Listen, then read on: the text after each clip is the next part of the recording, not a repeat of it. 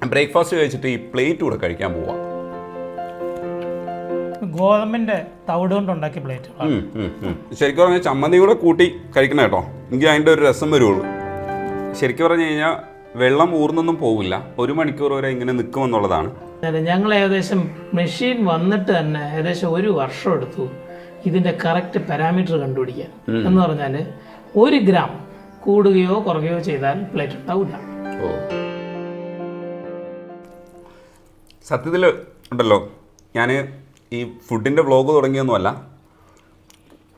Breakfast കഴിച്ചത്. പക്ഷേ ഷൂട്ടിന് വേണ്ടിയിട്ട് ഒരിക്കൽ കൂടെ ബ്രേക്ക്ഫാസ്റ്റ് കഴിക്കേണ്ടി വന്നു. പക്ഷെ നല്ല കാര്യമാണ്. അതല്ല കാര്യം, ബ്രേക്ക്ഫാസ്റ്റ് കഴിച്ചിട്ട് ഈ പ്ലേറ്റ് കൂടെ കഴിക്കാൻ പോവാം.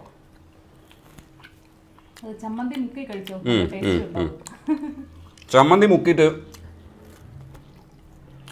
കുറച്ച് കട്ടിയുണ്ട്. എന്താണെന്ന് വെച്ചാൽ അധിക സമയം നമ്മൾ ഈ പ്ലേറ്റിൽ ആഹാരമൊക്കെ വെച്ച് സൈഡിലൊക്കെ ആയാൽ പ്ലേറ്റ് കഴിക്കാനുള്ള സുഖം കൂടുതൽ കിട്ടുള്ളൂ. നിങ്ങൾക്ക് അങ്ങനെ കഴിക്കുന്നതിനേക്കാളും ഇങ്ങനെ പൊടിച്ചിട്ട് ചമ്മന്തിയും കൂട്ടി അത് കഴിക്കുന്നതാണ് ടേസ്റ്റ്. ഇത് കഴിക്കാൻ പാകത്തിന് എന്തുകൊണ്ടാണ് ഉണ്ടാക്കിക്കണേ? ഗോതമ്പിന്റെ തവിട് കൊണ്ടുണ്ടാക്കിയ പ്ലേറ്റ്. ഗോതമ്പ് തവിടെന്ന് വെച്ചാൽ അവസാനം വരുന്ന ഗോതമ്പ് മാതിരിയുള്ള ഗോതമ്പിന് ഉമിയില്ല, തവിടെന്ന് അതിന് പറയാം.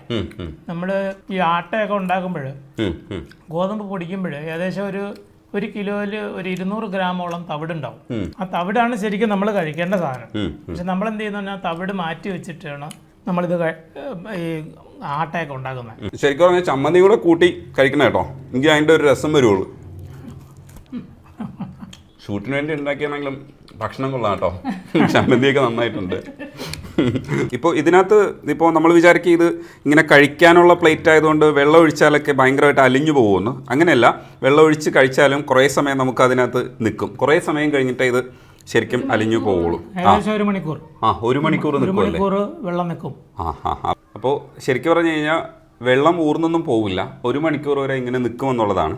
ഇതിൻ്റെ ഗുട്ടൻസ് ഞാൻ പറഞ്ഞുതരും, ഇവരോട് ചോദിച്ച് മനസ്സിലാക്കാം. ഞാൻ കുറേയൊക്കെ മനസ്സിലാക്കി വെച്ചിട്ടുണ്ട്. ഒരു സെക്കൻഡ് ബ്രേക്ക്.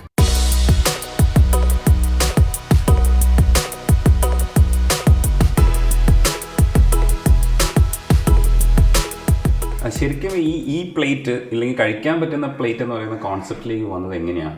ഇത് ശരിക്കും ഞങ്ങൾ രണ്ടുപേരും ഞാൻ ജോലിയുടെ ഭാഗമായിട്ട് മൗറീഷ്യസ് എന്ന് പറയുന്ന രാജ്യത്തായിരുന്നു. രണ്ടുപേരും ഫാമിലിയോട് ഞങ്ങൾ ഫാമിലിയായിട്ട് അവിടെയായിരുന്നു. ഞങ്ങൾ മൗറീഷ്യസിൽ ഞാനൊരു ഇൻഷുറൻസ് കമ്പനിയുടെ CEO ആയിട്ട് വർക്ക് ചെയ്യായിരുന്നു.